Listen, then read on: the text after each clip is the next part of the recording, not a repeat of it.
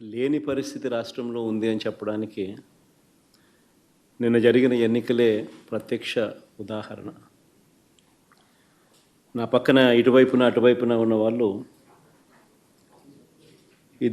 ఇద్దరు ZPTC contested candidates. నా కుడివైపున హేమంత్ పులివెందుల రూరల్ మండలానికి జెడ్పీటీసీ కంటెస్టెడ్ క్యాండిడేట్. ఇటుపక్కన సుబ్బారెడ్డి ఒంటిమిట్ట జెడ్పీటీసీ స్థానానికి కంటెస్టెడ్ క్యాండిడేట్. రాష్ట్రంలో ఇవాళ ఎలాంటి పరిస్థితులు ఉన్నాయి అని చెప్పడానికి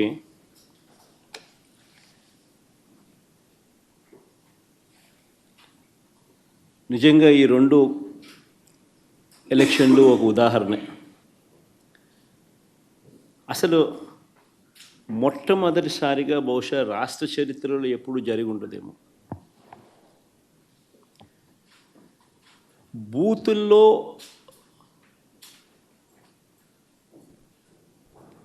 పార్టీకి సంబంధించిన ఏజెంట్ లేకుండా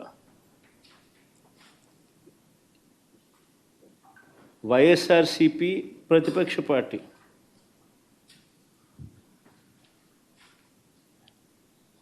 పులివెందుల రూరల్లో జరిగిన జెడ్పీటీసీ స్థానానికి జరిగిన ఎన్నికల్లో 15 బూతుల్లో ఉన్న 15 బూతులకు ఎన్నిక జరిగి రూరల్ మండలంలో 10,600 ఓట్లకు సంబంధించిన ఎన్నిక. ఆశ్చర్యం ఏమిటంటే బూతుల్లో వైఎస్ఆర్సీపీ ఏజెంట్ లేడు. వైఎస్ఆర్సీపీకి సంబంధించిన ఏజెంట్ బూత్లో కూర్చోకుండా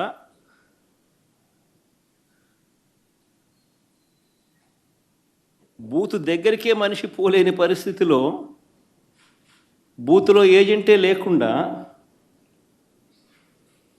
ఎన్నికలు రిగ్గింగ్ చేసినారు. సాక్షాత్తు పోలీసుల సమక్షంలో పోలీసుల ప్రోద్బలంతో బూతులోకి వెళ్ళే ఏజెంట్ల ఫాములను వీళ్ళే తీసేసుకొని చింపేసుకొని బూతులోకి ఏజెంటే పోని పరిస్థితిలో ఎన్నికలు నిర్వహించామని చెప్పుకుంటా ఉన్న ప్రజాస్వామ్యం మన రాష్ట్రంలో బహుశా మన దేశంలో ఎక్కడ ఉండదేమో, ఒక్క మన రాష్ట్రంలో తప్ప.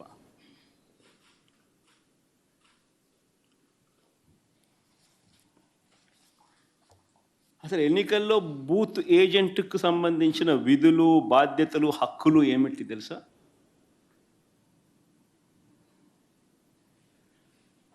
అసలు ఓటర్లే లేక దొంగ ఓటర్లను గుర్తించడం ఎవరు చేస్తారు? ఏజెంటే చేయాలి. పోలింగ్ ఏజెంటే చేయాలి. బూత్లో ఉన్న పోలింగ్ ఏజెంటే ఆయనకు సంబంధించిన విధులు, బాధ్యతలు, హక్కులు ఏమిటి అని అంటే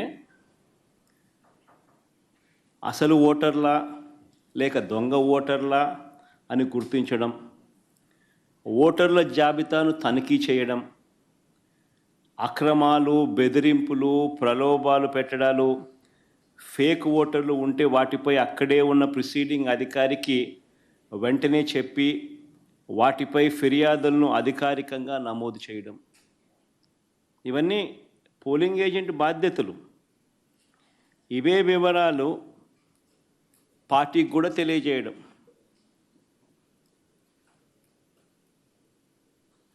ఈ బాధ్యతలు ఉంటాయి కాబట్టి ఏజెంట్లకు హక్కులు కూడా కల్పిస్తారు. వారు ఖచ్చితంగా బూత్లో కూర్చునే హక్కు, ఓటర్ల జాబితాను తనిఖీ చేసే హక్కు, అభ్యంతరాలు తెలియజేసే హక్కు, పోలింగ్ రికార్డులను పరిశీలించే హక్కు, కౌంటింగ్ వరకు కూడా దీనికి సంబంధించిన సమాచారాన్ని పొందే హక్కు, ఇవన్నీ కూడా ఏజెంట్లకు ఉంటాయి. ఒక పోలింగ్ ఏజెంటు బూత్లోకి పోతూనే ఫామ్ 12 అన్నది అంటే తన పోలింగ్ ఏజెంట్ను అపాయింట్మెంట్ చేస్తూ ఇచ్చే ఫామ్ను క్యాండిడేట్ ఫామ్ 12 పోలింగ్ ఏజెంట్ను అపాయింట్ చేస్తూ ఇచ్చే ఫామ్ను it's called form 12. Polling candidate పలానోడు నా ఏజెంటు, నా పోలింగ్ ఏజెంట్ అని చెప్పి అపాయింట్ చేస్తూ ఇచ్చే ఫామ్. ఆ ఫామ్ని తీసుకొని పోయి ఆ పోలింగ్ ఏజెంటు ఎన్నిక స్టార్ట్ కాకమునిపే ప్రిసీడింగ్ ఆఫీసర్కి ఇస్తాడు ఆ ఫామ్. ప్రొసీజర్ అది.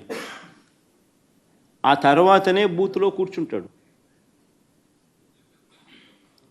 మా ఏజెంట్ల నుంచి ఈ ఫాములను నిన్న టీడీపీ వాళ్ళు పోలీసులు దగ్గరుండి లాక్కోవడము, చింపేసేయడము.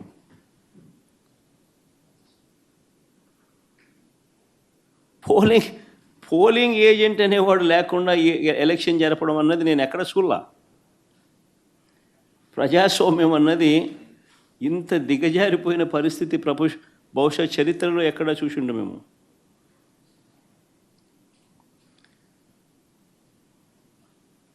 ఓటర్ వచ్చి తన పేరు చెప్పిన తర్వాత, ఓటర్ మామూలుగా ఎన్నికల్లో పోలింగ్ రూమ్లోకి వచ్చిన తర్వాత యూజువలీ ఆ ఓటరు తన పేరు చెప్తాడు గట్టిగా. చెప్పిన తర్వాత పోలింగ్ ఆఫీసర్ రిజిస్టర్లో తన వేలిముద్ర కానీ తన సంతకం కానీ తీసుకుంటాడు. ఆ ఓటర్కు సంబంధించిన సమాచారాన్ని తాను పోలింగ్ ఆఫీసర్ ఆ రిజిస్టర్లో వేలిముద్ర అన్నా, ఓటర్ వేలిముద్ర అన్నా, వేలిముద్ర లేదా సంతకం అన్నా తీసుకుంటాడు రిజిస్టర్లో. ఈ రిజిస్టర్ నింపేది పోలింగ్ ఆఫీసర్, కానీ తనిఖీ చేసేది ఏజెంట్. అవసరమైతే తాను అభ్యంతరం చెప్తాడు. ఇది ప్రొసీజర్. పోలింగ్ ముగిసిన తర్వాత, అయిపోయిన తర్వాత ఫామ్ 32 అని ఉంటుంది. ఫామ్ 32ను నింపి ఆ బూత్లో ఎన్ని ఓట్లు వచ్చాయి అన్నదాన్ని రికార్డు చేస్తారు. బూత్లో ఉండే అధికారి ఆ రికార్డును ఏజెంట్కు ఇవ్వాల్సి ఉంటుంది. అంతేకాకుండా ఏజెంట్ నుంచి ఒక రిసిప్ట్ కూడా తీసుకుంటాడు ఆ ప్రిసీడింగ్ ఆఫీసర్. ఆ రికార్డుతో ఈ రిసిప్ట్ను కూడా జత చేయాలి.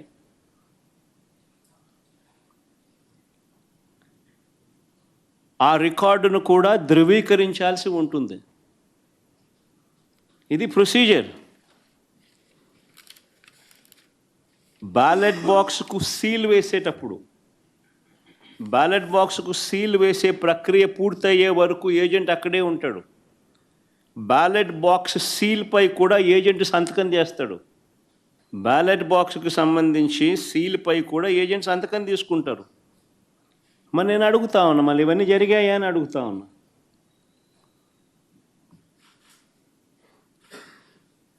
ఇవన్నీ జరిగాయా అని అడుగుతా ఉన్నా. అసలు ఏజెంట్లే లేకుండా చేసి ఎన్నికలు జరిపినప్పుడు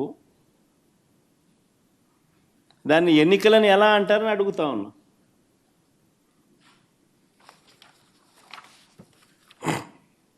నిజంగా డెమోక్రసీలో ఉన్న ప్రతి ఒక్కరూ కూడా దీని గురించి ప్రశ్నించకపోతే, దీని గన ప్రజాస్వామ్యాన్ని కాపాడుకోలేకపోతే, గొంతు విప్పకపోతే ప్రజాస్వామ్యం ఇంకా బతకదు. అధికారంలో ఉన్న పార్టీ ఈ మాదిరిగా ఎన్నికలు నిర్వహిస్తే ఎన్నికలు అన్నది ఇంకా హాస్యాస్పదమే అవుతాయి. ఎన్నికలు పెట్టాల్సిన ఎన్నికలు ఇంకా ఏం జరపాల్సిన పనులా, ఇంకా మన ఇష్టం గుద్దుకోవడమే.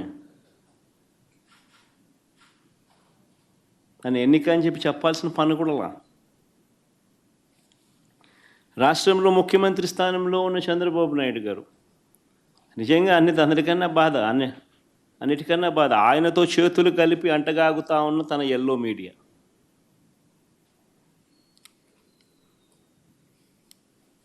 వీరి ఎజెండా ఏమిటి అని అంటే ప్రజలకు మంచి చేయడం కాదు,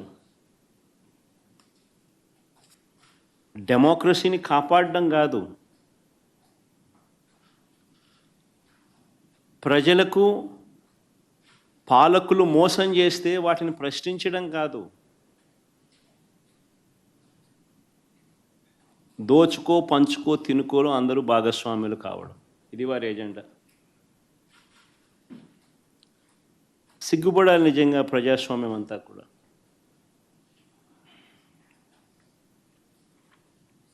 ఈరోజు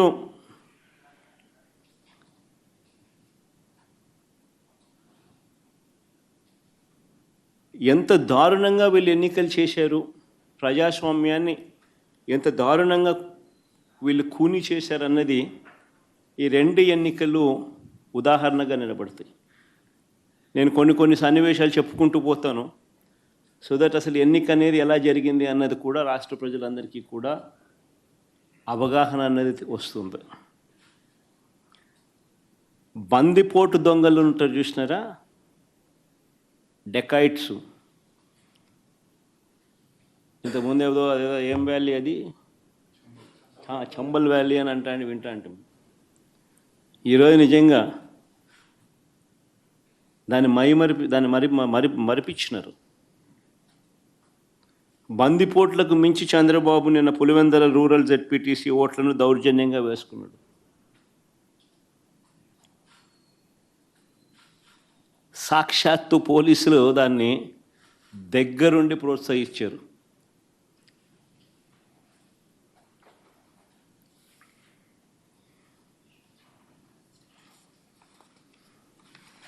నేను చంద్రబాబు గారిని ఛాలెంజ్ చేస్తా ఉన్నా, అయ్యా చంద్రబాబు గారు, మీ పరిపాలన మీద నీకు నమ్మకం ఉంటే, మీరు మంచి చేశారు ప్రజలకు అన్న విశ్వాసం మీలో ఉంటే, ప్రజలు మీకు ఓటు వేస్తారు అన్న నమ్మకం మీకుంటే,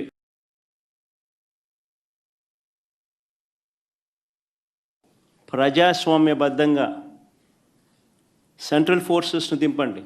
నీకు ఆ నమ్మకం లేదు కాబట్టి, మీరు ప్రజలకు చేసిన మంచి ఏది లేదు కాబట్టి, సూపర్ 6 సూపర్ 7 అన్నింటా మీరు మోసమే చేశారు కాబట్టి, మీ పాలన అంతా కూడా రాక్షస పాలన కాబట్టి, ప్రజలు మీకు ఓట్లేసే పరిస్థితి లేదు కాబట్టి ఇంత విచ్చలవిడిగా ప్రజాస్వామ్యాన్ని కూని చేస్తూ ఉన్నారు. నేను అడుగుతా ఉన్న చంద్రబాబు నాయుడు, ప్రతి బూతుకు సంబంధించిన వెబ్ కాస్టింగ్ను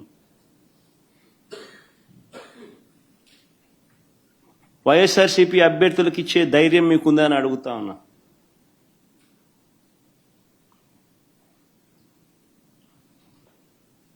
పోలింగ్ బూత్ ఆవరణల్లో సీసీ ఫుటేజ్ను ఇచ్చే ధైర్యం మీకుందా అని అడుగుతా ఉన్నా. ఎవరెవరు బయట నుంచి వచ్చి ఎలా ఓటేశారో, ఎలా బూతులను ఆక్రమించుకున్నారో, ఆ ఆక్రమించుకుంది ఎవరో కూడా గుర్తించి కొన్ని ఉదాహరణలు కూడా మీకు చూపిస్తాం. ఇలాంటి అడ్డగోలు రాజకీయాలు చేసే నాయకుడిని లీడర్ అనరు, మాబ్స్టర్ అంటారు, లేదా ఫ్రాడ్స్టర్ అంటారు. ఉదాహరణ నేను చెప్తాను. ఎంత దారుణంగా ఈ మోసము అనే కార్యక్రమము, అన్యాయం అనే కార్యక్రమము జరుగుతూ వచ్చింది అన్నదానికి నిదర్శనాలు చెప్తా. సాధారణంగా ఎన్నిక ఎప్పుడైనా జరిగినప్పుడు ఏ ఊరిలో సంబంధించిన ఓటర్లు అదే ఊరిలోనే ఓటేస్తారు.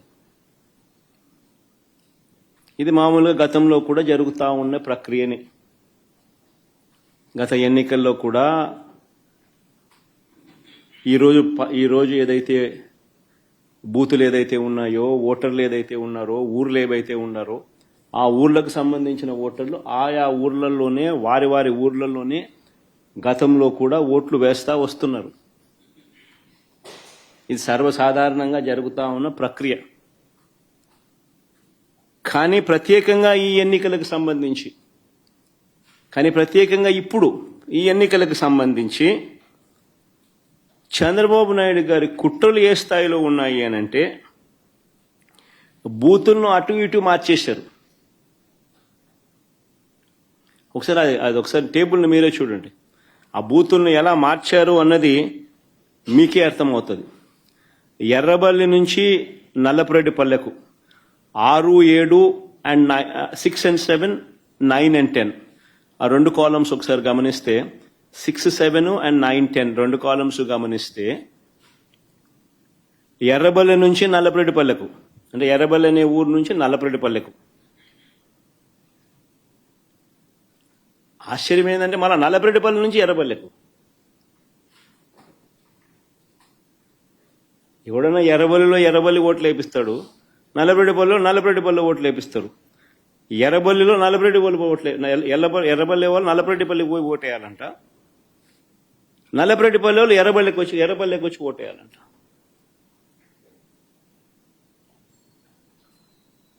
సిక్స్ 7 చూడండి, 9, 10 చూడండి.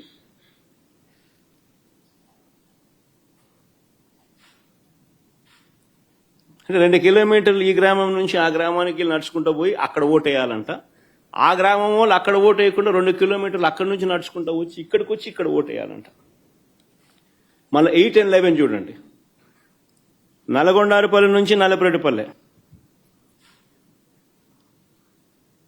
నల్గొండారుపల్లి నుంచి నల్లపరెడ్డిపల్లి అంటే 4 కిలోమీటర్లు. మళ్ళీ నల్లపరెడ్డిపల్లి నుంచి నల్గొండారుపల్లికి పోవాలంట. నల్లపరెడ్డిపల్లిలో ఓటేసే కార్యక్రమం జరగకుండా నల్లపరెడ్డిపల్లిలో నల్గొండారుపల్లికి పోవాలంట. 4 కిలోమీటర్లు అవుతారా?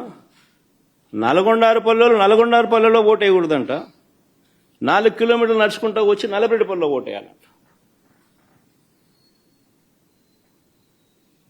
అంటే ఏ రకంగా స్కెచ్ చేసినారనేది చూడండి అని అడుగుతా ఉన్నా. ఇక్కడ నుంచి స్టార్ట్ అయ్యింది. దాదాపుగా 4,000 ఓట్లకు 10,600 ఓట్లకు గాను 4,000 ఓట్లకు సంబంధించిన పరిస్థితి ఇది. వీళ్ళ ఆలోచన ఏంది? ఆ వెళ్లే దారిలో వీళ్ళందరినీ భయభ్రాంతులు చేయాలా. వీళ్ళు 4 కిలోమీటర్లు 2 కిలోమీటర్లు నడుచుకుంటూ పోయే కార్యక్రమం డిమోటివేట్ చేయాలా, దారిలో వీళ్ళని భయభ్రాంతులకు గురి చేయాలి, దాడి చేసి అడ్డగించాలి. నిన్న జరిగింది అదే. నిన్న జరిగినటివి కూడా అవే. వాటికి సంబంధించిన వీడియో క్లిప్పింగ్లు కూడా చూపుతా. మొత్తం పులివెందుల జెడ్పీటీసీలో 6 పంచాయతీలుంటే, పులివెందుల రూరల్ మండలానికి సంబంధించి నిన్న ఎన్నిక జరిగింది. 6 పంచాయతీలుంటే పోలింగ్ కేంద్రాలు 15 పోలింగ్ కేంద్రాలు ఈ 6 పంచాయతీలకు సంబంధించి. ఆశ్చర్యం ఏమిటో తెలుసా? ఈ 6 పంచాయతీల్లో భద్రత పేరుతో 700 మందిని పోలీసులను పెట్టారు. ప్రజలను ఓట్లు వేసేందుకు సహకరించేందుకు కాదు ఈ భద్రత, ప్రజలను భయభ్రాంతులను చేసేందుకు ఇది 700 మంది పోలీసులు. ఉదయం 4 గంటలకల్లా ఇతర ప్రాంతాల నుంచి వచ్చిన వ్యక్తులు ఆయా గ్రామాలలో మకాం వేశారు. జమ్మలమడుగు, కమలాపురం, ప్రొద్దుటూర్, అనంతపురం జిల్లా బయట నుంచి వచ్చిన వాళ్ళందరూ టీడీపీ నాయకులు, కార్యకర్తలు ఒక్కో బూతుకు 400-500 మంది.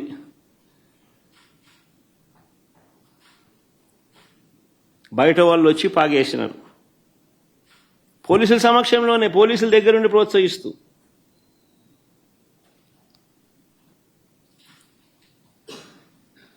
పచ్చ చొక్కాలు వేసుకున్న ఈ పోలీసులు బయట నుంచి వచ్చిన ఈ టీడీపీ కార్యకర్తలు, వారికి సంబంధించిన నాయకులు వీళ్ళే దాదాపుగా 7-8 వేల మంది. 15 బూతులు, ఒక్కొక్క బూతులో దాదాపుగా 400-500 మంది బయట వాళ్ళు, ఈ 700 మంది పోలీసులు. ఈ సంఖ్య దాదాపుగా 7,000 మంది, 7-8 వేల మంది. అంటే ఒక్కొక్క ఓటరుకు బయట నుంచి ఒక్కో రౌడీ దాదాపుగా. ఈ ఎన్నికలు స్వేచ్ఛగా జరిగాయి అని ఎవరైనా అనగలుగుతారని అడుగుతా ఉన్నా. ఈ నేపథ్యంలో టీడీపీ మంత్రులు, ఎమ్మెల్యేలు ఎన్నిక జరుగుతున్న గ్రామాలలో అరాచకం సృష్టించుకునేందుకు ఈ గ్రామాలను పంచుకున్నారు. మంత్రి సవిత ఆమెకు సంబంధించిన మనుషులు ఎర్రబల్లిలో తిష్ట వేస్తే ఆమెకు సంబంధించిన నాయకులు, ఆమెకు సంబంధించిన మనుషులు ఎర్రబల్లిలో ఆమె తిష్టేస్తే ఎమ్మెల్యే ఆదినారాయణ రెడ్డి నల్లపరెడ్డిపల్లెకు భారీగా జమ్మలమడుగు నుంచి తీసుకొచ్చిన కార్యకర్తలను, నాయకులను అక్కడ తిష్టేయడం. మరో టీడీపీ ఎమ్మెల్యే పుత్తా చైతన్య ఈ కొత్తపల్లిలో 100 మంది తన కార్యకర్తలతో తాను అక్కడే మకాం.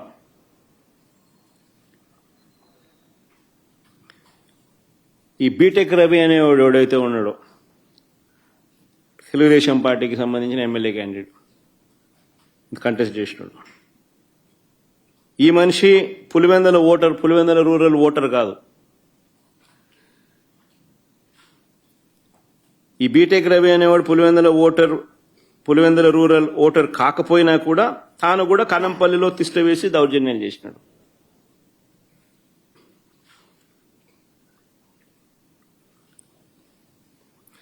పోలింగ్ బూతులకు వైఎస్ఆర్సీపీ ఏజెంట్లు వెళితే వారిపై దాడులు చేసి వారిని కొట్టి ఏజెంట్ ఫాములు లాక్కోవడం, చించేయడం.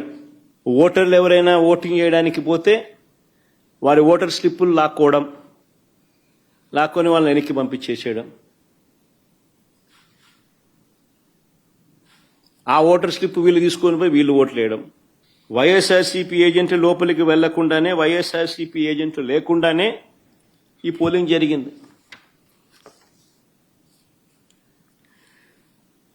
ఎవరైనా బూత్ వైపుకు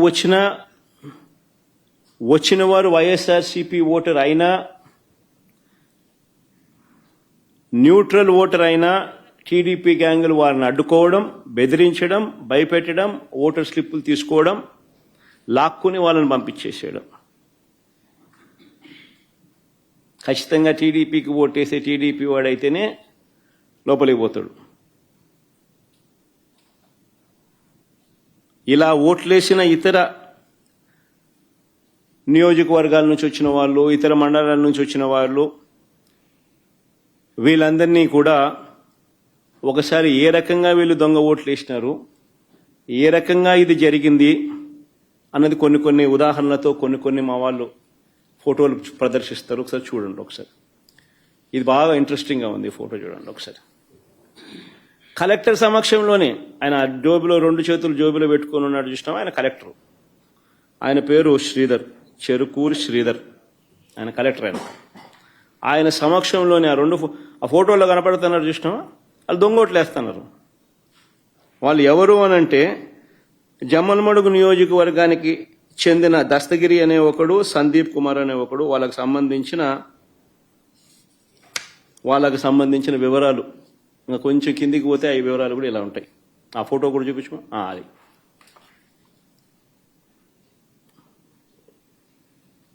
అది జమ్మలమడుగుకు సంబంధించిన తెలుగుదేశం పార్టీకి సంబంధించిన కార్యకర్తలు ఫోటోలతో సహా. సరే, ఇంకో ఫోటో చూద్దామా.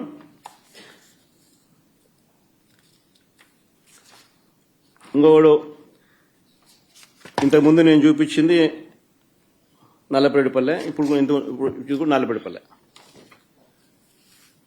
ఆ ఫోటోలు సర్కిల్ చేసి చూపించిన ఆయన చూసినాడు కదా, ఆయన కూడా జమ్మలమడుగు నియోజకవర్గానికి సంబంధించిన మనిషి. ప్రకాశం పేరు అది. ఆయనకు సంబంధించిన వివరాలు అయ్యి. తర్వాత నెక్స్ట్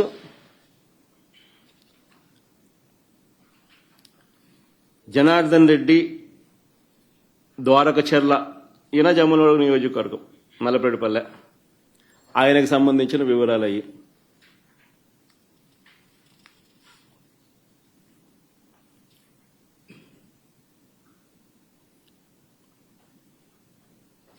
మైలవరంలో ఆయనకు సంబంధించిన ఓటింగ్ వివరాలు అవన్నీ. ఇంకొకడు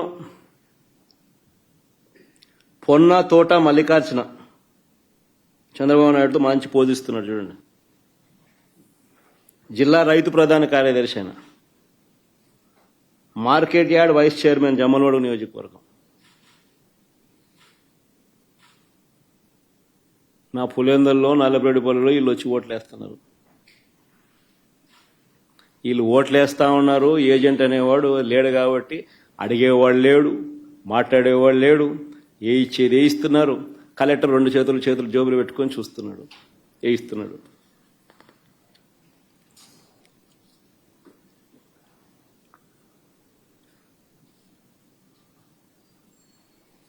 ఇంకొకరు మారెడ్డి చిన్నపుల్లారెడ్డి టీడీపీ సర్పంచ్, కర్మలవారిపల్లె గ్రామం, మైలవరం మండలం, జమ్మలమడుగు నియోజకవర్గం. ఆయన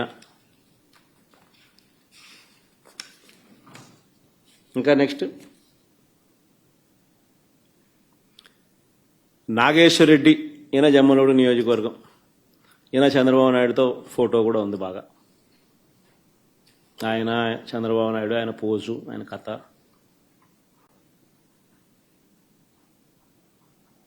జమ్మలమడుగు మండలం అయినది. ఇంకో ఫోటో నెక్స్ట్. ఇది ఎర్రబల్లి పంచాయతీలో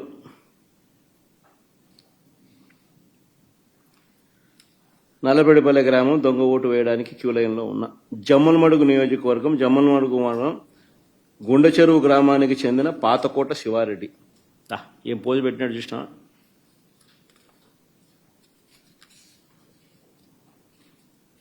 నెక్స్ట్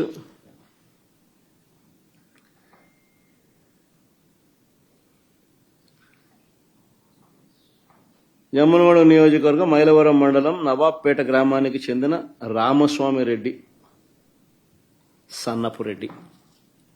ఆయనకు సంబంధించిన వివరాలు అయ్యి. నెక్స్ట్ చూడండి ఏం పోస్ట్ ఉండడం కూడా. జమ్మలమడుగు నియోజకవర్గం పెద్దమడియం మండలం భీమగుండం గ్రామానికి చెందిన కొత్తపల్లి రాజగోపాల్. ఆయన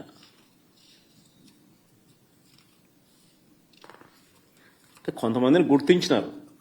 యాక్టివ్ తెలుగుదేశం పార్టీ కార్యకర్తలను కొంతమందిని, జిల్లాలో ఉన్న వాళ్ళను కొంతమందిని మా వాళ్ళు గుర్తించినారు. పోయి చూస్తే మొత్తం అందరూ అయ్యే కనపడతారు, వేరే విషయం. ఇంకంత డెప్త్ లేకపోతే గుర్తించిన మేరకు నిన్న జరిగింది. ఈరోజు గుర్తించిన మేరకు మేము చూపించిన కాడి చూపించగలుగుతాం. అంటే వాళ్ళల్లో ప్రామినెంట్గా కొద్దో గొప్ప టీడీపీకి సంబంధించిన ప్రామినెంట్ కార్యకర్తలు ఎవరైనా ఉన్నవాళ్ళు ఎవరైనా ఉంటే మా వాళ్ళు గుర్తుపట్టగలిగిన వాళ్ళందరినీ ఐడెంటిఫై చేసి క్లియర్ కట్గా మార్క్ చేసి చూపించగలుగుతా ఉన్నాం.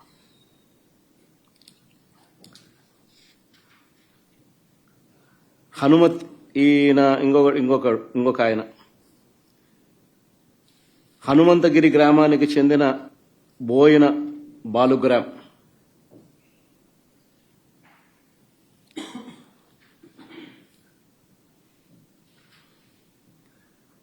పోసిన బోయిన బాలుగ్రామ్. చూడు 2 ఫోటోలు పెట్టినాం. నెక్స్ట్ జమ్మలమడుగు నియోజకవర్గం మైలవరం మండలం కమ్మలదిన్న గ్రామానికి చెందిన మంత్రి కుల్లాయప్ప అని పేరు. నెక్స్ట్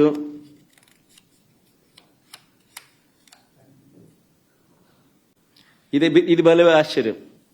రీపోలింగ్ జరుగుతుంది. రీపోలింగ్లో కూడా ఈరోజు పొద్దున కమలాపురానికి నిలబడ్డ ఈ వ్యక్తి టీడీపీ నాయకుడు నారాయణ యాదవ్.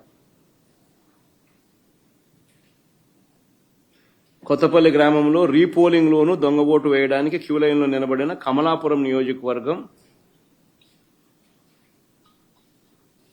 నసంతపురం గ్రామానికి చెందిన టీడీపీ నాయకుడు గజ్జెల నారాయణ యాదవ్.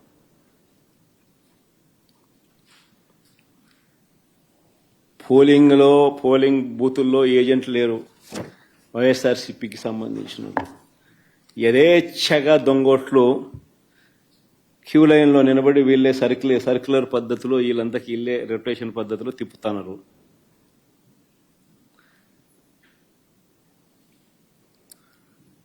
ఇది అన్యాయమని ప్రశ్నించడానికి ఎవరైనా వైఎస్ఆర్సీపీ వాళ్ళకు సంబంధించిన వాళ్ళు ఎవరైనా 5 మంది కలిసి వెళ్ళినా కూడా వారిని పోలీసులు తరిమి కొడుతున్నారు.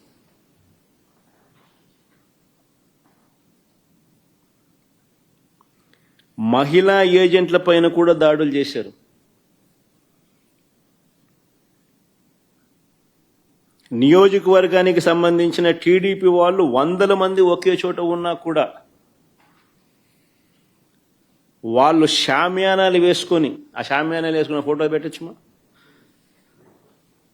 షామియానాలు వేసుకొని చూడు భోజనాలు చేస్తున్నారు, షామియానాలు పెట్టుకున్నారు, పోలీసుల సమక్షంలో జరుగుతుంది, ఆన్నే తింటున్నారు అని ఏ పోలీసు ఎవడు మాట్లాడు. అసలు ఈ ఎన్నికల్లో జెడ్పీటీసీ ఎన్నికల్లో పోలీసులను నిజంగా ఏరుకోరి నియమించుకున్నారు. ఈ పోలీసులను కూడా కోరి ఎవరిని అక్కడ పెట్టాలి అని చెప్పి నియమించినారు. ప్రశాంతంగా పోలింగ్ జరిగేలా చూడాల్సింది పోయి ఏ రకంగా తెలుగుదేశం పార్టీకి వీళ్ళే పచ్చ చొక్కాలు వేసుకొని పనిచేశారు అని చెప్పడానికి సాక్షాత్తు ఇక్కడ డిఐజీ అదే పనిగా పులివెందులకు వచ్చి కూర్చున్నాడు. ఆయన నేను రాత్రి నుంచే దౌర్జన్యకాండ స్టార్టు దగ్గరుండి ఆయన సమక్షంలోనే జరిగించినాడు. ఎవడి డిఐజీ అంటే కోయా ప్రవీణ్. కోయా ప్రవీణ్ అంటే టీడీపీ మాజీ ఎంపీ గరికపాటి రామ్మోహన్ రావు గారి సమీప బంధువు, వరుసకు అల్లడవుతాడు. తెలుగుదేశం పార్టీకి సంబంధించిన వాళ్ళ రాజ్యసభ వాళ్ళ ఎంపీ గరికపాటి రామ్మోహన్ రావు గారి సమీప బంధువు వరుసకు అల్లుడవుతాడు. ఆయన ఆయన ఆధ్వర్యంలో ఎన్నికలు జరుగుతూ ఉన్నాయి. పచ్చ చొక్కా వేసుకున్న డిఐజీ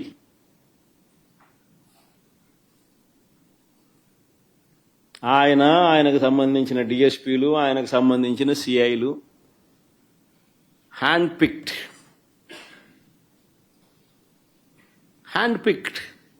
ప్రతి ఆఫీసర్ అక్కడ ఎవడు ఉండాలా,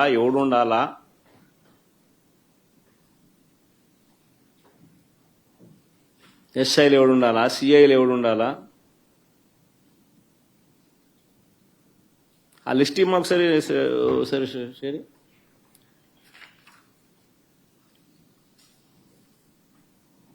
చంద్రబాబు నాయుడు పరిపాలనలో అసలు పోలీసులు ఎవరైనా చంద్రబాబు నాయుడు మాట వినకపోతే పరిస్థితి ఏమిటో తెలుసా? డీజీ స్థాయిలో ఉన్న అధికారులు సైతం జైళ్ల పాలు. పిఎస్ఆర్ ఆంజనేయులు జైలు, దళిత వర్గానికి చెందిన డీజీ స్థాయి అధికారి సునీల్ కుమార్ అరెస్టెడ్, మరో additional DG Sanjay arrested, DIG Vishal Gunni arrested, case booked. BC వర్గానికి చెందిన ఐజీ కాంతిలాల్ రాణా కేసెస్, ఇంకా తదితరులు ఎంతో మంది సస్పెండెడ్, హెరాస్డ్, అరెస్టెడ్ కేటగిరీలో. మరెందరో ఎస్పీల మీద తప్పుడు కేసులు పెట్టి విచారణ పేరుతో వేధిస్తా ఉన్నారు. వీరు కాక 4 నాన్ క్యాడర్ ఎస్పీలు, ఒక కమాండెంట్ స్థాయి అధికారి, 22 మంది అడిషనల్ ఎస్పీలు, 55 మంది డిఎస్పీలకు పోస్టింగులు లేవు. మరో 6 డిఎస్పీలు, 3 అడిషనల్ కమాండెంట్లు, 2 అసిస్టెంట్ కమాండెంట్లు కూడా హెడ్ క్వార్టర్స్ లో రిపోర్టింగ్ చేయిస్తున్నారు. 8 మంది డిఎస్పీలను సస్పెండ్ చేశారు. వీరు కాకుండా మరో 80 నుంచి 100 మంది ఇన్స్పెక్టర్లు, 100 మంది కానిస్టేబుల్ వీఆర్లో ఉన్నారు. అంటే లిటరల్గా ఆయనకు సంబంధించిన ఆఫీసర్లు, ఆయనకు సంబంధించిన పోలీసులను తీసుకొస్తున్నారు, వాళ్ళకు కావలసిన పనులు చేయిస్తూ ఉన్నారు.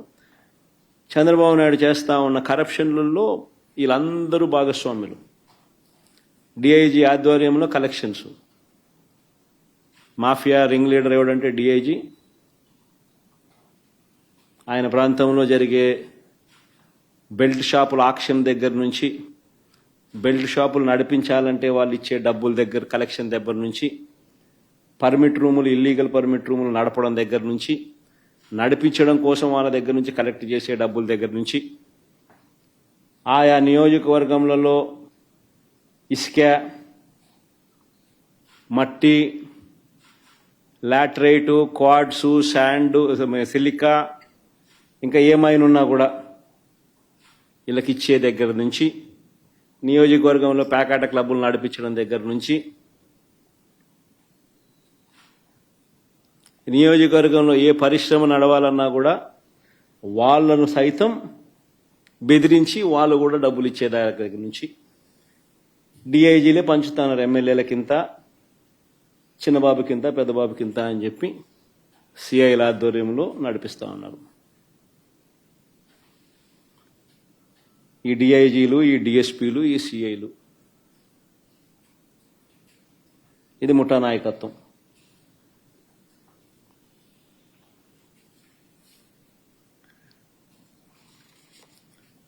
మరి నేను అడుగుతా ఉన్నా, ఇలాంటి సమీప బంధువు తెలుగుదేశం పార్టీకి సంబంధించిన ఈ కోయా ప్రవీణ్ అనే ఈ వ్యక్తి డిఐజీగా తాను దగ్గరుండి తాను తన టీము పర్యవేక్షణలో జరుగుతా ఉన్న ఎన్నికలు, మరి దీన్ని ఎన్నికని అనగలుగుతారా అని అడుగుతాను ఎవరైనా. మరి ఎందుకు ఈ ఎన్నికలు జరపడమో అని అడుగుతా ఉన్నా. మరిన్ని వీడియోలు చూడండి, ఎలా జరిగాయో మీకే అర్థమైతే. ఉదయం 4 గంటల నుంచే పులివెందుల మండలం ఎర్రపల్లిలో పోలింగ్ బూత్ను టీడీపీ వాళ్ళు అధీనంలోకి తీసుకున్నారు. వారి చేతిలో కర్రలు ఎలా ఉన్నాయో కూడా మీరే గమనించండి. ఉదయం 4 గంటల నుంచే ఇది ఎర్రబల్లిలో పోలింగ్ బూత్ను టీడీపీ వాళ్ళు అధీనంలోకి తీసుకున్నారు. చూడు,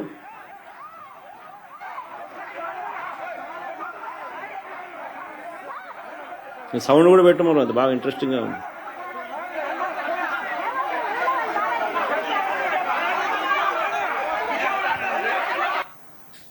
చూడు కర్రలు కూడా.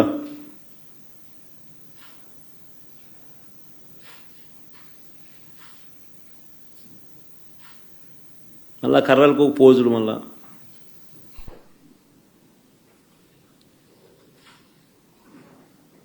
ఉదయం 4 గంటల నుంచి పులివెందుల మండలం ఎర్రబల్లిలో పోలింగ్ బూత్ను టీడీపీ వాళ్ళు అధీనంలోకి తీసుకున్నారు. వారి చేతిలో కర్రలు కూడా కనిపిస్తా ఉన్నాయి. రెండో క్లిప్పింగ్.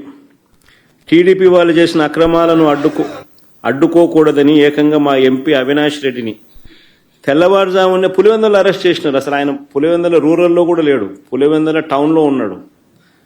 టౌన్లో ఎన్నిక జరగడంలా ఆయన టౌన్లో ఉన్నాడు, ఆయన ఇంట్లో ఉన్నాడు. ఆయన ఇంట్లో ఆయన అరెస్ట్ చేస్తా ఉన్నారు.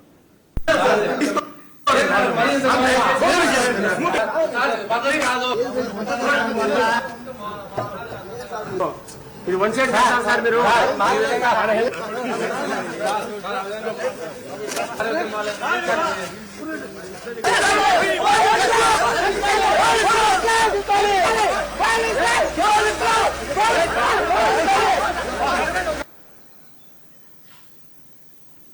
అవినాష్ రెడ్డి రూరల్లో కూడా లేడు, టౌన్లో పులివెందుల టౌన్లో ఉన్నాడు. పులివెందుల టౌన్లో ఎన్నికలు జరగడం, టౌన్లో తన ఇంట్లో ఉన్న తనను అరెస్ట్ చేసి తీసుకొని పోతా ఉన్నారు.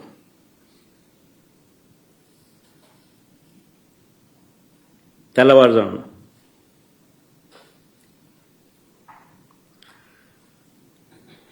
ఇంకొక వీడియో. బయట ప్రాంతాల నుంచి వచ్చిన టీడీపీ వాళ్ళు మరింత రెచ్చిపోయారు. మోట్నూతలపల్లిలో పోలింగ్ బూత్కు 2 కిలోమీటర్ల ముందే వాహనాలను ఆపి అడ్డగించారు.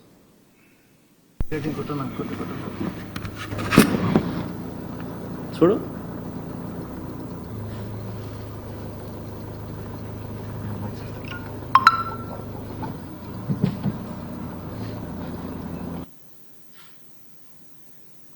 ఓటర్లు పోలింగ్ పోయడానికి వాళ్ళ పోయే కార్యక్రమం కూడా మోట్నూతలపల్లి పోలింగ్ బూత్కు 2 కిలోమీటర్ల ముందే వాహనాలను ఆపి ఓటర్లను అడ్డగించిన టీడీపీ మొక్కలు.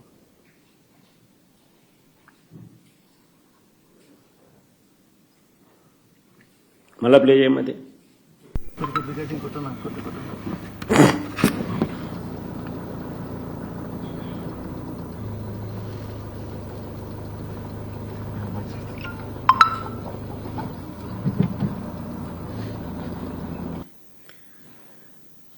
ఎర్రబల్లి గ్రామంలో బూత్ లోపలికి రానివ్వకుండా అడ్డుకున్నారని పోలీసులు కూడా టీడీపీ వారికే సహకరించారని మహిళా ఏజెంట్లు చెప్పడం. ఎర్రబల్లి గ్రామంలో బూత్ లోపలికి రానివ్వకుండా అడ్డుకున్నారని. మన ఓటేసావమ్మా? ఏమ్మా, ఎందుకు వేయలేదు? ఏమంటున్నారు అక్కడ వెళ్ళింటే? ఏమ్మా, నువ్వేమన్నా వేసినావు ఓటమ్మా? ఏమ్మా, ఎందుకు వేయలేదు? అంటే వాళ్ళు స్లిప్పులు తీసుకొని వాళ్ళే వేసుకుని చింపేసినారు సార్. ఏమో నువ్వు వేసినావు ఓటు? సార్ మీ స్లిప్ తీసుకొని ఓటేని పోయినాము, మా స్లిప్ మా చేతికి ఇచ్చి మీరు ఓటు మేము వేసుకుంటే మేము వెళ్ళిపోండి అన్నారు సార్. ఏమ్మా, నువ్వు వేసినావు ఓటు? ఏమ్మా, ఎందుకు వేయలేదు? కొత్త వాళ్ళు వచ్చి మా ఓటు వేసుకుంటున్నారు, మమ్మల్ని బెయిల్ లేదు, మమ్మల్ని తొక్కుతున్నారు. ఏమ్మా, నువ్వు ఓటు వేసినావమ్మా? ఏమ్మా, ఎందుకు వేయలేదు? మమ్మల్ని లోపలికే రానిలే లోపలికి రానిలే. ఏజెంట్ అయినా కానీ పాప అని తోలుతున్నారు, ఊరివే రానిలే సార్. కనంపల్లి సర్పంచ్ రామాంజనేయులు ఇంటికి వెళ్లి గన్తో బెదిరించిన పోలీసులు. కనంపల్లి సర్పంచ్ రామాంజనేయులు ఇంటికి వెళ్లి గన్తో బెదిరించిన పోలీసులు. చూడు, ఆయన మంచం మీద గన్ పెట్టి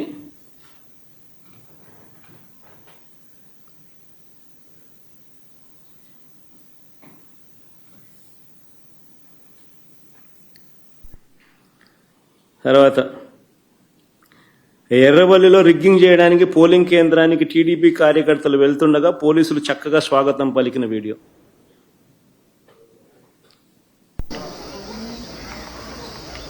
ఇప్పుడు బాగా చక్కగా వస్తున్నారు బయట. గుంపులో గుంపులు అందరినీ కళ్ళు ఎలా ముందు ప్లాన్ ఉండాలి.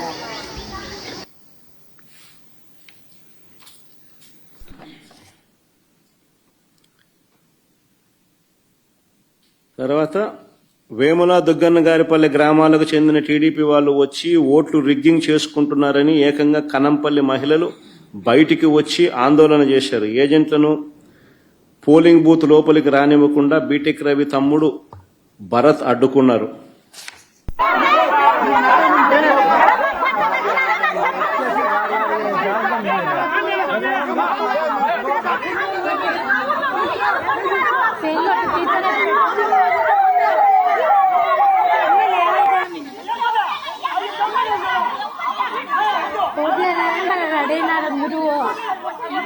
అక్కడ ఓట్లు వేయాలని పట్టు చీరలు కట్టినారు.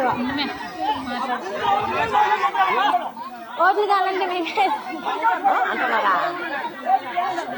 ఓట్లు వాళ్ళే వేసుకున్నారంట. ఓటు వేసుకోవడానికి తమను రానివ్వలేదని కనంపల్లిలో మహిళా ఓటర్లు ఏకంగా ధర్నా చేసినారు. ఓటు వేసుకోవడానికి అవకాశం ఇవ్వాలంటూ ఏకంగా పోలీసుల కాళ్ళు పట్టుకోవాల్సిన పరిస్థితి.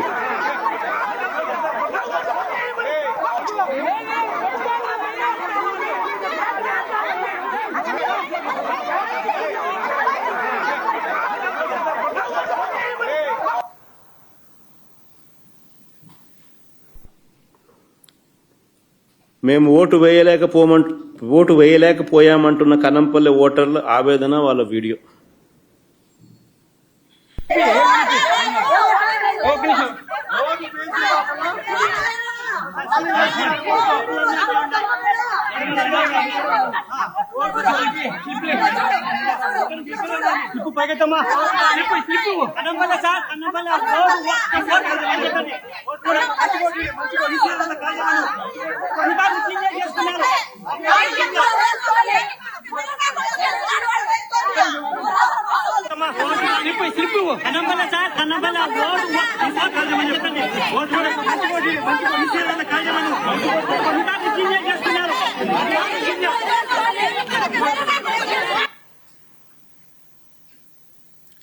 పులివెందుల జెడ్పీటీసీ అభ్యర్థి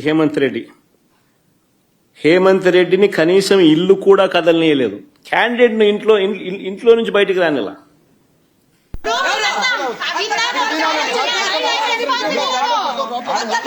విన్నాక వచ్చినప్పుడు మీరు ఎప్పుడు ఎందుకు రెస్పాన్స్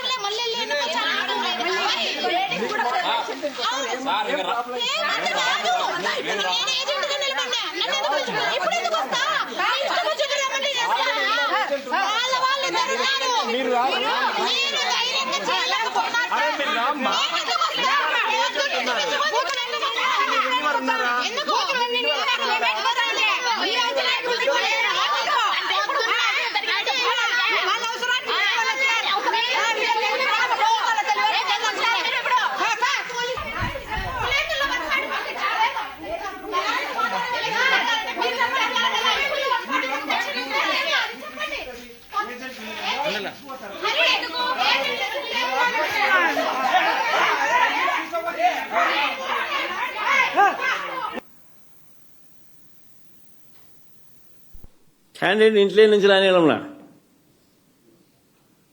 இந்த క్యాండిడేట్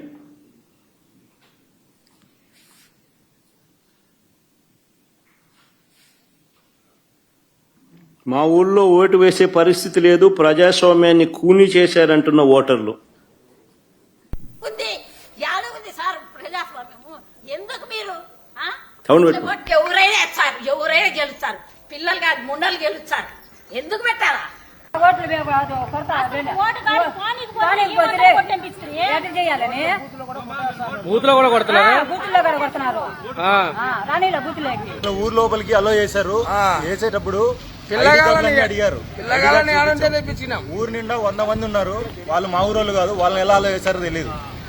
ఏ ఊరన్నా? మోరింద్రపల్లి.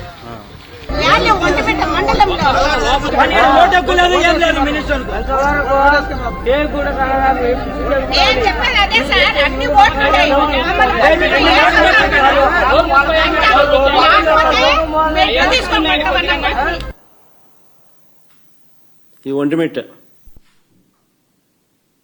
అక్కడ జడ్పీటీసీ పరిధిలో, మళ్ళీ పులివెందులకి ఇక్కడికి వద్దాం.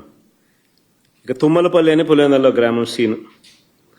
ఓటర్ల లిస్టులో ఉన్నది ఎవరైనా పర్వాలేదు. ఇది బాగా ఇంట్రెస్టింగ్ గా ఉంది, బాగా చూడండి. ఇక తుమ్మలపల్లి ఒక్క నిమిషం నేను బిగినింగ్ నుంచి ప్లే చేయి.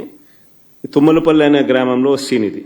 ఓటర్ల లిస్టులో ఉన్నది ఎవరైనా పర్వాలేదు, యువకుడైనా వృద్ధుడైనా ఏమీ పర్వాలేదు, ఎవరు చూడరు అని టీడీపీ వాళ్ళు అంటున్నారు. ఇందులో బ్లూ షర్ట్ వేసుకున్న వ్యక్తి టీడీపీ నాయకుడు భూపేష్ రెడ్డి పిఏ సుదర్శన్ రెడ్డి. జమ్మలమడుగు నియోజకవర్గ వ్యక్తికి ఇక్కడ ఏం పని చూడండి ఒకసారి. ఇప్పుడు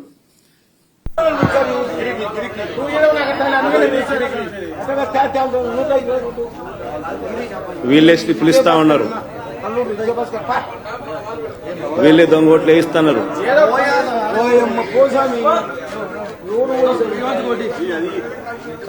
మల్లారెడ్డి రామరెడ్డి 124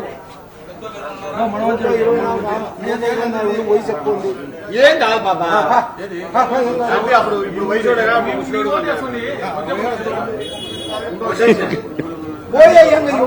అయిపోయి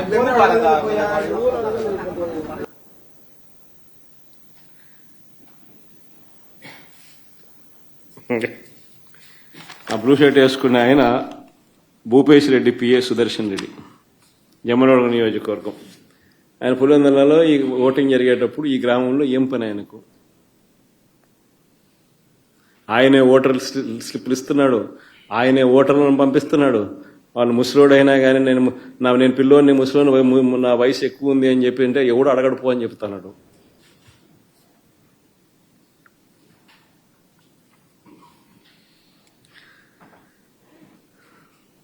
ఇంకా ఇది కూడా చూడండి, ఎలక్షన్ అనేది రూరల్లో జరుగుతూ ఉంటే టౌన్లో పులివెందుల్లో ఉన్న ఎమ్మెల్యే ఆఫీస్కు, టౌన్లో పులివెందుల్లో ఉన్న ఎమ్మెల్యే ఆఫీస్కు, అవినాష్ ఉన్న ఆఫీస్కు డిఐజీ కోయే ప్రవీణ్ వెళ్ళి ఏమి హడావిడి చేశాడో చూడండి ఒకసారి.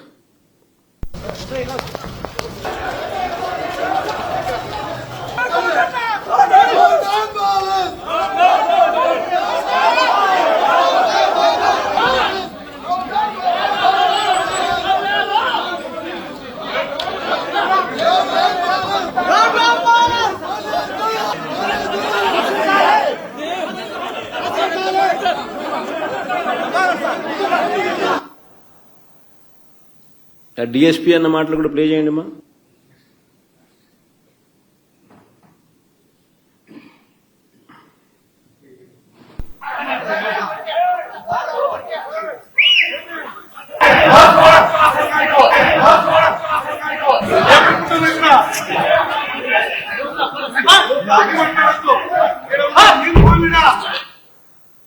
కాల్చి పారేస్తా నా కొడక అంతేనా డిఎస్పీ కానీ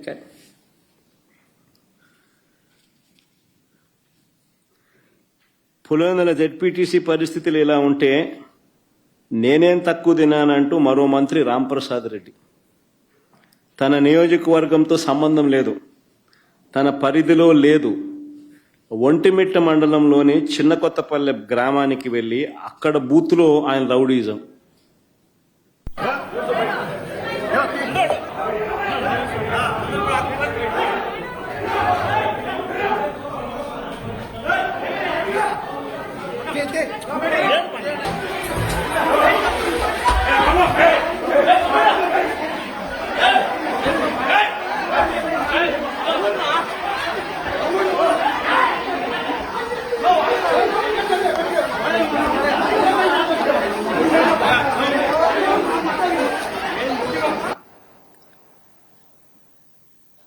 ఆయన రాయచోటి ఎమ్మెల్యే, సిట్టింగ్ మంత్రి, ఒంటిమిట్ట మండలం జెడ్పీటీసీకి సంబంధించి అక్కడ ఆయన చేస్తా ఉన్న దారుణాలు చిన్న కొత్తపల్లెలో ఈ ఘటన జరుగుతూ ఉండగా తీసిన వీడియో ఫుటేజ్. నేరుగా బూతులేకి పోవడం, ఏజెంట్లను లాగేయడం. ఇక్కడ ఏజెంట్లను లాగేసినారు, బూతులేకి పోయి ఏజెంట్లను లాగేసినారు. లాగేసి ఏజెంట్ను తంతన్నారు. ఏజెంట్ను తంతా ఉన్న ఫోటో మంత్రి సమక్షంలోనే.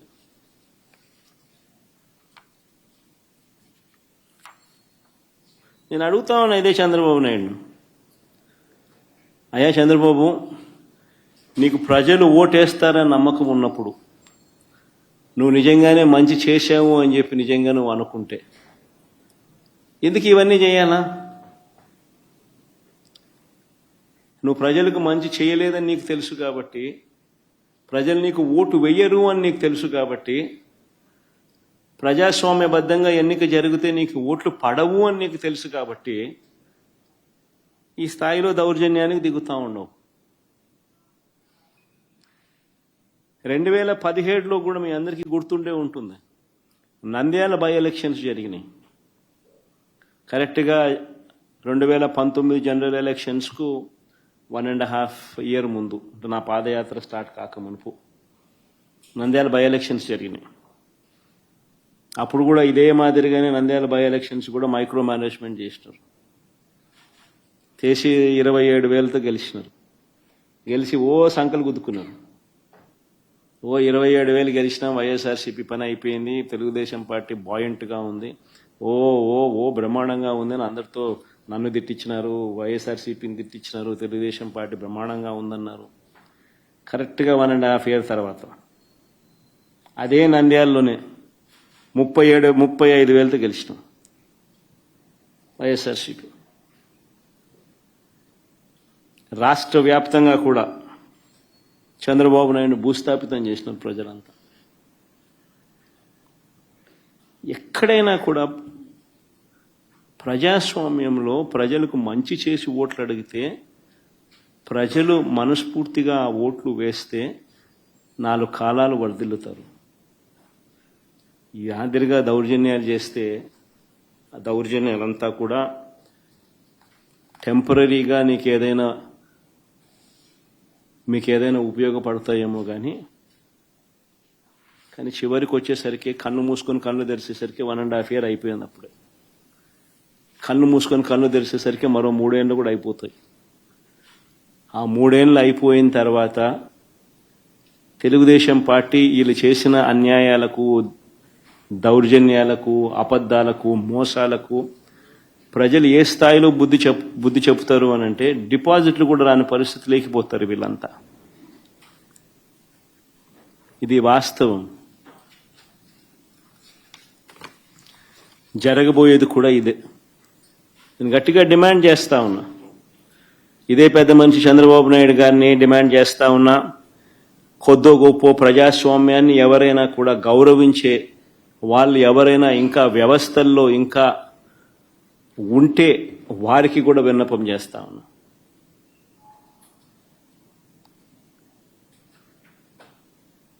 ప్రజాస్వామ్యాన్ని కాపాడుకునే కార్యక్రమం చేయకపోతే, ప్రజాస్వామ్యం ఒక్కసారి చెయ్యి జారిపోతే నక్సలిజం అక్కడి నుంచే పుడుతుంది. ఒక డేంజరస్ సిమ్టమ్కు, డేంజరస్ పరిస్థితులకు మీరు పునాది వేస్తూ ఉన్నారు. ఇప్పటికన్నా కళ్ళు తెరవండి. జరిగిన 2 ఎన్నికలను రద్దు చేయండి. ప్రజాస్వామ్యబద్ధంగా సెంట్రల్ గవర్నమెంట్ ఫోర్సెస్ చేత వాళ్ళ ఆధ్వర్యంలో ఎన్నికలు జరిపించండి. ప్రజలు ఎవరికి ఓటు వేస్తారో ఒక ఛాలెంజ్గా తీసుకోండి. చంద్రబాబు నాయుడు గారికి గట్టిగా హితవు పలుకుతా ఉన్నా, మీరు చేస్తూ ఉన్నది చాలా అంటే చాలా దౌర్భాగ్యమైన పని. తప్పుడు పునాదులకు మీరు వేస్తూ ఉన్నారు, తప్పుడు పునాదులు వేస్తూ ఉన్నారు. ఇది రేపొద్దున వృక్షం అవుతుంది. మీరు చేసే ప్రతి పని మీకు చుట్టుకుంటుంది. మీరు గ్రామాలలో ఈరోజు మీరు తీసుకొచ్చే ఈ కక్షలు, కార్పణ్యాలు, ఈ మాదిరిగా చేయడాలు, దుర్మార్గాలు, ఇవన్నీ కూడా రేపొద్దున మీకు చుట్టుకుంటాయి.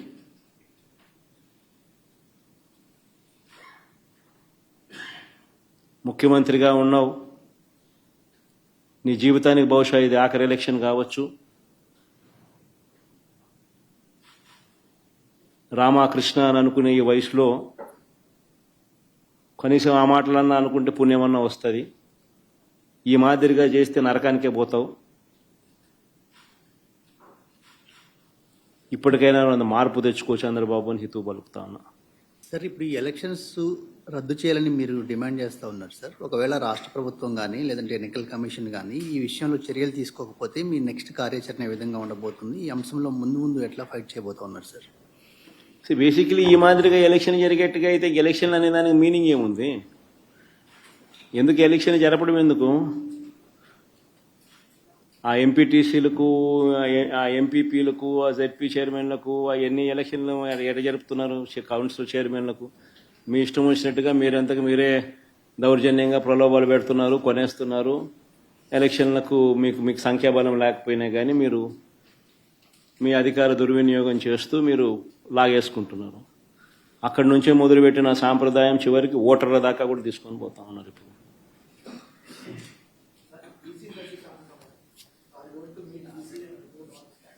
ఇవన్నీ కూడా అంటే అన్ఫార్చునేట్గా స్టేట్ ఎలక్షన్ కమిషన్ అన్నది ఒక డమ్మీ పాత్ర కన్నా దారుణమైన పాత్ర పోషిస్తూ ఉంది.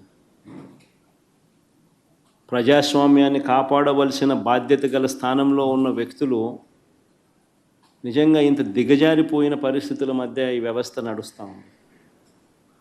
Very unfortunate. ఖచ్చితంగా న్యాయ పోరాటంలో భాగంగా కోర్టులకి ఇవన్నీ చూపిస్తాం, కోర్టులకి ఇవన్నీ వేస్తాం. అందుకని వాళ్ళిద్దరు కూడా ఈరోజు వచ్చింది కూడా కోర్టులో వేయడానికే వచ్చినారు. ఇద్దరు జెడ్పీ టీసీ అభ్యర్థులు కూడా కోర్టులో వేయడానికే ఇక్కడికి వచ్చినారు. ఈ డీటెయిల్స్ అన్నీ తీసుకొని పోయి వీళ్ళు కోర్టులో వేస్తారు. న్యాయస్థానం ముందర ఇవన్నీ కూడా ఉంచడం జరుగుతుంది. డిమాండ్ వుడ్ బి కేంద్ర బలగాల చేత, కేంద్ర బలగాల ఆధ్వర్యంలో ప్రజాస్వామ్యబద్ధంగా ఎన్నికలు జరిగించాలి అన్నది డిమాండ్ ఉంటుంది.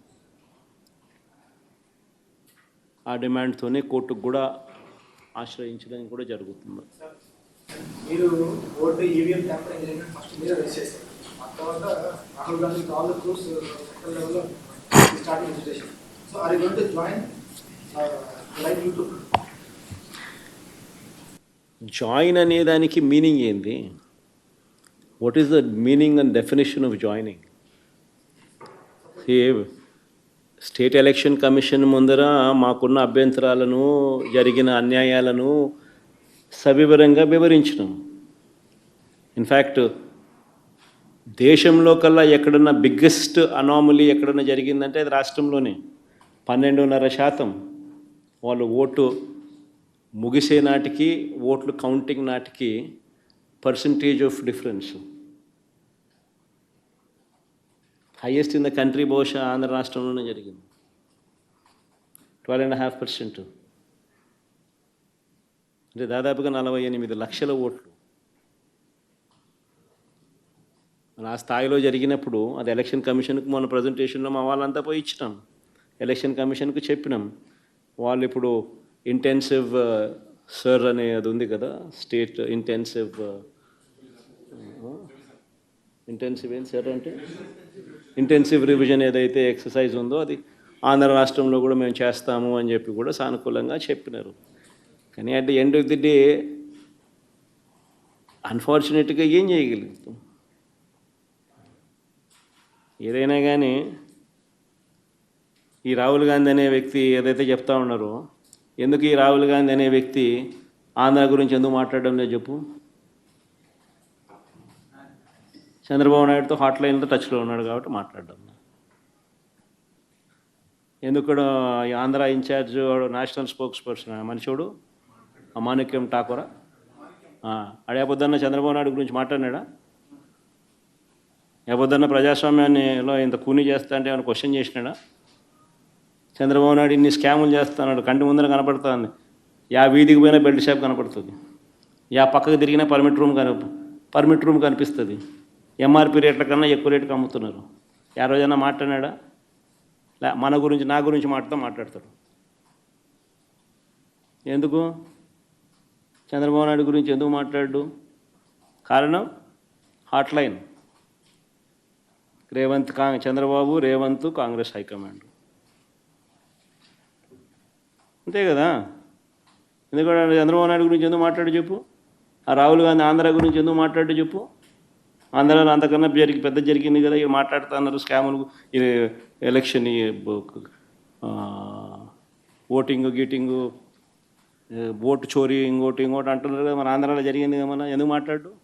12.5% మాట్లాడు. ఎందుకంటే హాట్లైన్ చంద్రబాబు నాయుడు, రాహుల్ గాంధీ, రేవంత్ రెడ్డి. వీళ్ళ పార్టీలు, వీళ్ళకు agenda. We've already done, Avinash, on the state. This is State Election Commission. This has got nothing to do with Central Election Commission. On the State Election Commission, we've already complained, and we'll also be launching a similar complaint in the High Court. We'll be taking it to the notice. We'll be presenting all these facts to the notice of the High Court. Ultimately, at the end of the day, we can only do so much. Whatever we can do, we're trying to do. So it's a big claim that you're saying Rahul Gandhi and Chandrababu Naidu are in touch. Are you sure about it? Obviously, is it not so? I think anybody in Andhra Pradesh, you can ask, even a common generalist, all of them who are sitting here, I'll just post these common questions to you. I think all of you are already aware of it. Why is it that Manikyam Tagore, the national spokesperson of Congress party and also Andhra in charge, why does he not make any comment on Chandrababu Naidu? When there are so many scams what are taking place in the state of Andhra Pradesh, right in front of your eyes, you see belt shops, left, right, center, right beside every school, right beside every temple, in every village you see belt shops. Is it not so? Are they legal? They're actually auctioning these belt shops. Left, right, center, the government, the TDP people are selling liquor at beyond MRP rates. It's right there, visible. Permit rooms, illegal that they stand. Beyond MRP liquor is being sold right in front of your eyes. And so many scams. Other than liquor, sand, silica, quartz, laterite. Mobilization advance, which was never there before, was brought in. They're giving 10%, taking 8%. Reverse. In Amaravati, the cost of construction per SFT, 10,000 rupees per SFT. You tell me in Hyderabad, or you tell me in Bangalore, or you tell me in Chennai, what is the cost of construction? Even with a 5-star lobby, 5-star flats are sold, or the cost of construction is 4,500 rupees. The cost of construction to construct something like that would be 4,500 rupees per SFT. In Amaravati, you're talking about 9,000, 10,000 rupees per SFT. Is it not a scam? Right in front of your eyes. The PPAs, they made a hue and cry. When we had made PPAs at 2 rupees 49 paise. Now they have signed PPAs for 4 rupees 60 paise. Is it not a scam? The lands that they're giving at throwaway prices to real estate companies. Ooh, what is that group? Lulu. What is that other group? Satwa. What are these companies? Real estate companies. And you're giving them land at throwaway prices. Is it not a scam? Right in front of you, over your eyes, all these scams are taking place. Yet, the Congress spokesperson, National Congress spokesperson, Andhra in charge, does not speak about Chandrababu Naidu. Why is it so? But he talks about me. Even though I am in the opposition, he makes wild comments on me. Now this is Andhra. And what about Rahul Gandhi there in Delhi? When he talks about vote chori, why does he not make a statement on Andhra, where the highest 12.5% is the vote difference between what was announced versus when the counting day, when the votes were counted.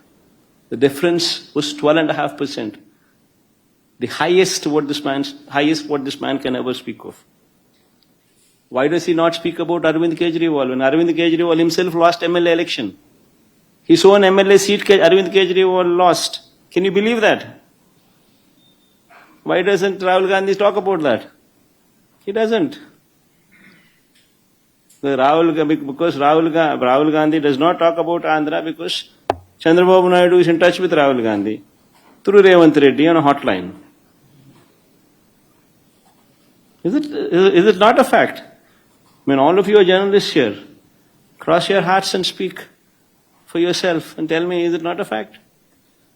And what should I comment on someone like Rahul Gandhi, who himself is not sincere to what he does? Sir, one last question.